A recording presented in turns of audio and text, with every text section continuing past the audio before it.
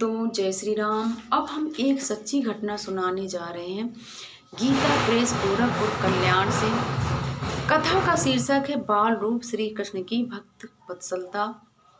भक्तों, ये सत्य कथा है। ये कोई बात अभी 8-10 साल पहले की है। हम सपरिवार इंदौर से वृंदावन देव दर्शन के लिए गए थे। परिवार में हम सब मिला जुलाकर कुल 14 सदस्य थे, जिनमें कुछ बुजुर्ग भी थे।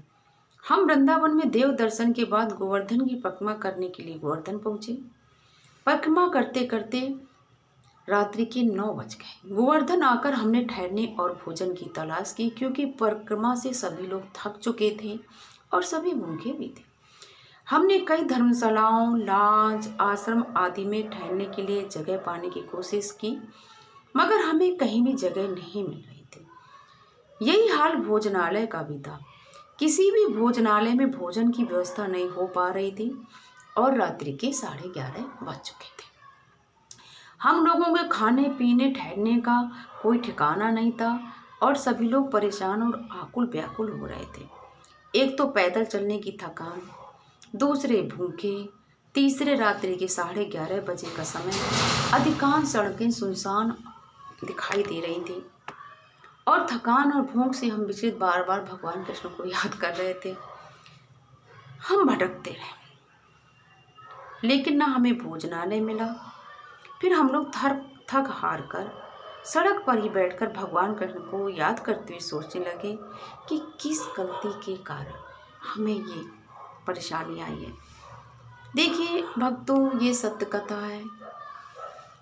अब भगवान की कृपा आप आगे सुनिए। इस प्रकार हम चर्चा कर ही रहे थे कि तभी एक 10-12 वर्षीय बालक हमारी ओर आया और पूछने लगा, भैया आप लोग ऐसे सड़क पर क्यों बैठे हुए हो? तो हमने बालक को बताया कि हम लोग 3 घंटे से धर्मशाला, लॉज, आश्रम, भोजनालय की तरह तलाश कर रहे हैं, परंतु हमें अभी तक सफलता नहीं मिली। अब हम थक करके सड़क पर बैठ गए हैं। हम सभी बहुत परेशानी में। इस पर बालक ने कहा, वे सामने जो प्रकाश दिखाई दे रहा है, आप वहां चले जाएं, शायद आपकी सारी व्यवस्था हो जाएगी। थकान और भूख से आकुल व्याकुल परेशान हम लोग इतनी दूर जाने में संकोच कर रहे थे।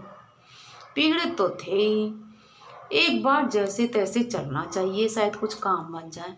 इस प्रकार विचार कर हमने परिवार के सदस्यों की हिम्मत बढ़ाई और धीरे धीरे बालक द्वारा बताए प्रकाश की ओर चल पड़े। कुछ ही समय में हम वहां पहुंच गए। वह एक आश्रम था। हमने गेट पर जाकर दरबान से अपनी परेशानी और पीड़ा बताई, तो हमें आश्रम के व्यवस्थापक के पास ले गया।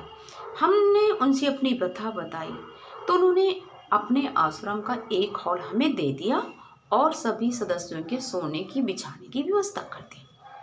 फिर वे सबको आश्रम के भोजनालय में लेकर आए। उस समय रात्रि के भक्तों 12:30 बज रहा था।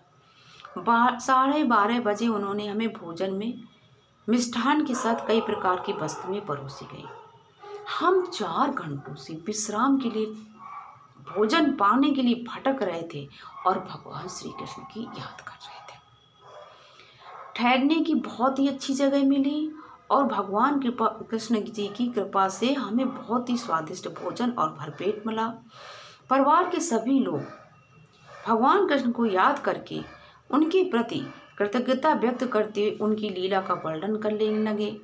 सभी का मत था कि आश्रम दिखाने वाला और कोई नहीं था, वो भगवान कृष्ण ही हमें बालक के रूप में आकर हमारी मदद कर गए।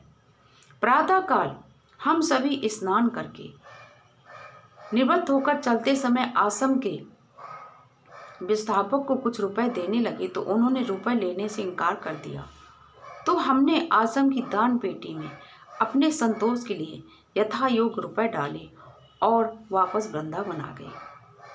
ये प्रसंग हम लोग अक्सर भगवान श्री कृष्ण के प्रति नतमस्तक होकर उनकी कृपा एवं भक्त वत्सलता का गान करते हैं।